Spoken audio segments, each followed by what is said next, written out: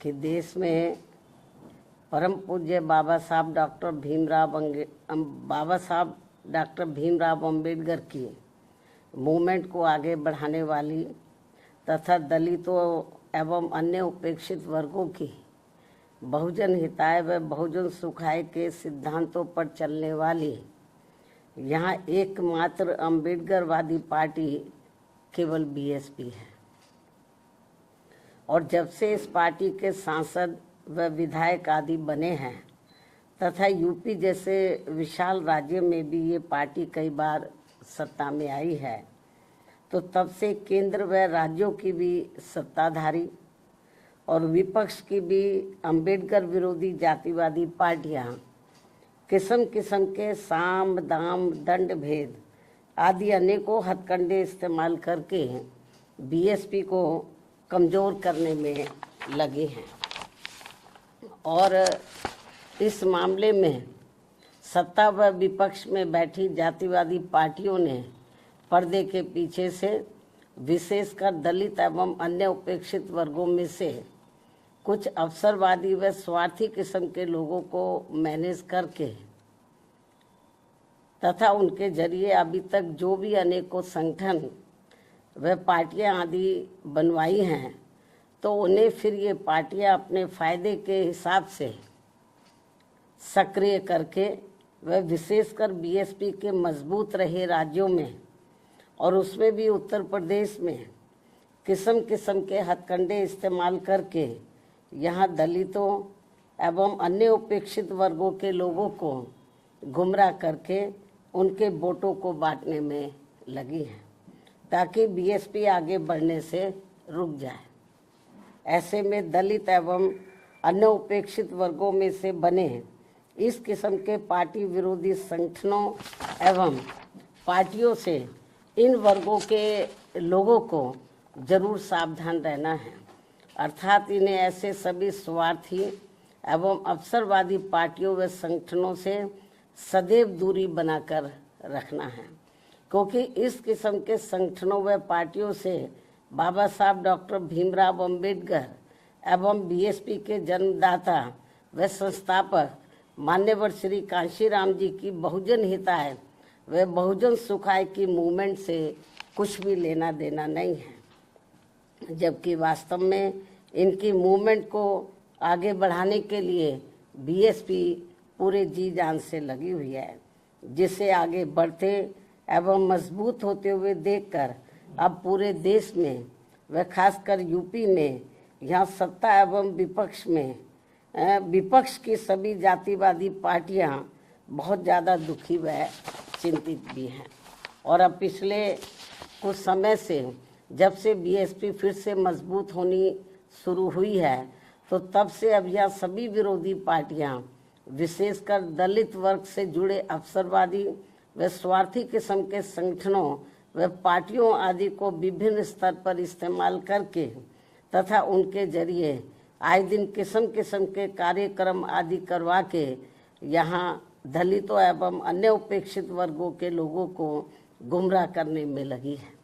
तथा उनकी ताकत को भी बांटने व कमज़ोर करने में लगी हुई है, जिनके बहकावे में इन वर्गों के लोगों को बिल्कुल भी नहीं आना है। और इसके लिए अब ये अवसरवादी व स्वार्थी किस्म के बने संगठन एवं पार्टियां यहाँ जातिवादी पार्टियों के हाथों में खेलकर तथा एक सोची समझी रणनीति के तहत बीएसपी के भोले भाले लोगों को अपने इन संगठनों व पार्टियों आदि से जोड़ने के लिए अब अपने कार्यक्रमों में व बैठकों आदि में मान्यवर श्री कांशीराम जी का व मेरा खुद का भी नाम लेकर ये कहते घूम रहे हैं कि हम तो इनके मिशन को ही आगे बढ़ाने में लगे हैं और इसके लिए हम बहन जी का भी काफ़ी सम्मान करते हैं। साथ ही ये भी कहते हैं कि बाबा साहब डॉक्टर भीमराव अम्बेडकर के जिस अधूरे पड़े कारवां को बीएसपी पूरा करने में लगी है, उसके साथ हम भी खड़े हैं। इस किस्म की वो बातें करते हैं लोगों को गुमराह करने के लिए। इस प्रकार से ये सब लिपड़ी चिपड़ी बातें कहकर अब ये अवसरवादी एवं स्वार्थी किस्म के संगठन एवं पार्टियां बीएसपी के लोगों को गुमराह करने में लगी है तथा इस पार्टी को कमज़ोर करने में लगी हैं। जबकि इस मामले में हमारी पार्टी का ये कहना है कि यदि इनकी इन सब बातों में रत्ती भर भी सच्चाई होती तो तब फिर ये लोग विरोधी पार्टियों के हाथों में खेलकर अपने अनेकों संगठन एवं पार्टियां आदि नहीं बनाते और फिर ये लोग सीधे बीएसपी से ही जुड़कर अपनी बहुजन हिताय व बहुजन सुखाय की पार्टी को ही मजबूत करते। लेकिन ऐसा ना करके ये लोग एक सोची समझी रणनीति के तहत इस किस्म की बातें कहकर हमारे बीएसपी से जुड़े भोले भाले दलितों एवं अन्य उपेक्षित वर्गों के लोगों को गुमराह करने में लगे हैं। इस किस्म की बातें कहकर बीएसपी को आगे बढ़ने से रोकने में लगे हैं, जिनसे इन वर्गों के लोगों को हमेशा सचेत रहना है ताकि यहाँ जातिवादी पार्टियाँ इनके जरिए बीएसपी को कमज़ोर व ख़त्म करने के अपने इस मकसद में कामयाब ना हो सके। इतना ही नहीं बल्कि अब ये विरोधी पार्टियां इनसे अनेकों और भी हथकंडे इस्तेमाल करवा सकती हैं ताकि फिर देश में बीएसपी का अस्तित्व ही ना के बराबर रह जाए। इसके साथ ही अब तो ये जातिवादी पार्टियां अपने राजनीतिक लाभ के लिए इन स्वार्थी व अवसरवादी संगठनों एवं पार्टियों को जिंदा रखने के लिए चुनाव में अपने वोट भी ट्रांसफ़र करा के इनके अब एक आधी एमपी व एमएलए भी जितवा कर भेज रही है। इतना ही नहीं बल्कि ईवीएम में भी धांधली करा के अब बीएसपी के उम्मीदवारों को जीतने भी नहीं दे रही हैं ताकि दलित एवं अन्य उपेक्षित वर्गों के लोगों का बीएसपी से मोह भंग हो जाए। हालांकि ईवीएम में धांधली को लेकर अब विपक्ष की पार्टियां भी काफ़ी कुछ बोल रही हैं। ऐसे में अब हमारी पार्टी सहित अधिकांश विपक्ष की पार्टियां भी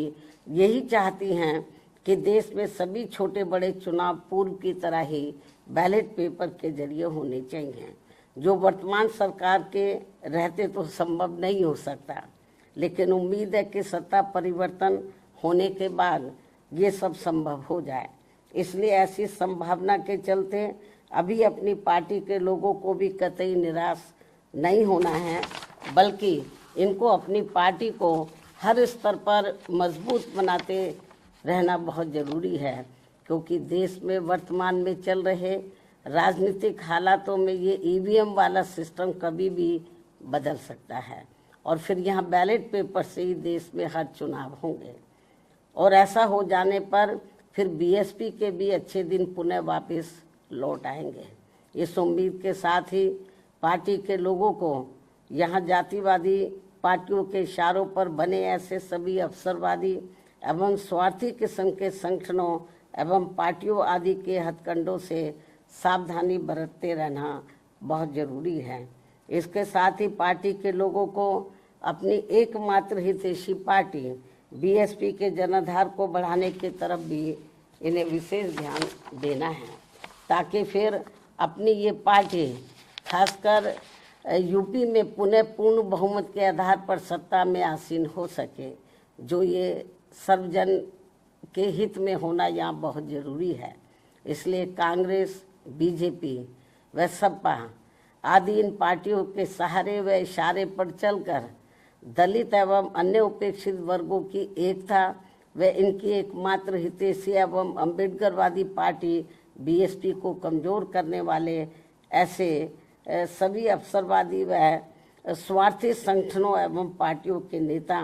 चाहे अपने निजी स्वार्थ में सांसद, विधायक व मंत्री आदि क्यों ना बन जाएं, तो भी इससे इन वर्गों के लोगों का कुछ भला होने वाला नहीं है।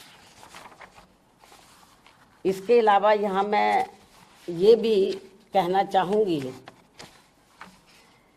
कि पिछले कुछ समय से हमें ये देखने के लिए मिल रहा है कि देश की राजनीति में एक दूसरे के विरुद्ध द्वेष, विद्वेष, संकीर्णता व मुकदमेबाजी आदि की नकारात्मकता इस हद तक बढ़ गई है कि आए दिन नेताओं के बीच किसी न किसी विषय को लेकर होने वाली असभ्य एवं अभद्र आचरण से जनता काफ़ी हैरान व दुखी भी है कि अतः वर्तमान में चल रहे ऐसे हालातों में इन लोगों से सही जन व देश हित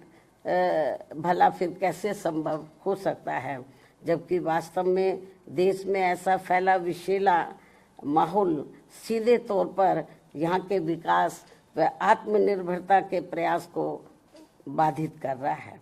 तथा देश के धनासेठों की संपत्ति अब ज़्यादातर विदेशी निवेश में जाने लगी है, जिससे यहाँ की अपार गरीबी, बेरोजगारी, अशिक्षा व पिछड़ापन आदि की ज्वलंत समस्याएं और भी ज़्यादा गंभीर होती जा रही हैं। और इस बीच भारतीय अर्थव्यवस्था में अस्थिरता की मिल रही खबरें भी अति चिंतनीय हैं।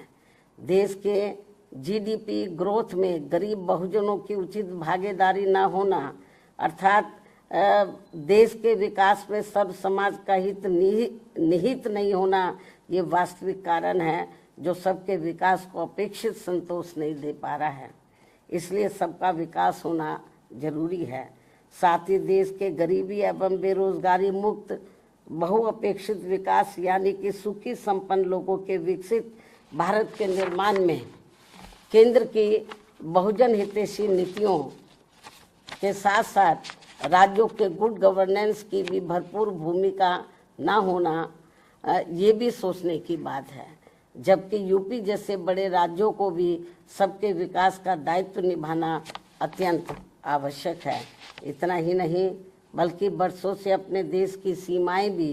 पूरे तौर से सुरक्षित नहीं होने के कारण यहाँ समय समय पर आतंकवादी वारदातें भी आए दिन घटित होती रहती हैं। अभी हाल ही में पहलगाम की हुई ताज़ा घटना इस बात का खास उदाहरण है, जो अति दुखद व चिंतनीय भी है, जिस पर इस समय देश में काफ़ी राजनीति भी की जा रही है। ये भी बड़े दुर्भाग्य की बात है जो नहीं होनी चाहिए। वहीं दूसरी तरफ अब देश में कोरोना का भी तेजी से प्रकोप बढ़ रहा है, जिसके रोकथाम के लिए भी सभी राज्य सरकारों को विशेष ध्यान देना चाहिए। साथ ही देश में लगातार बढ़ रही गरीबी एवं महंगाई आदि ने भी लोगों को अब काफ़ी तोड़कर रख दिया है। इनके साथ साथ इस समय देश के कुछ भागों में भारी वर्षा व तूफान आदि आने की वजह से भी लोग बहुत ज़्यादा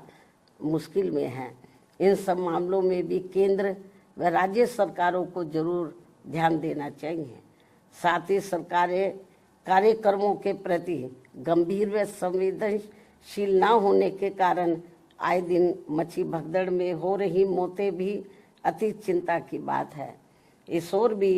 सरकारों को जरूर ध्यान देना चाहिए। अब मैं अपनी बात यहीं समाप्त करती हूँ। धन्यवाद। जय भीम व जय भारत।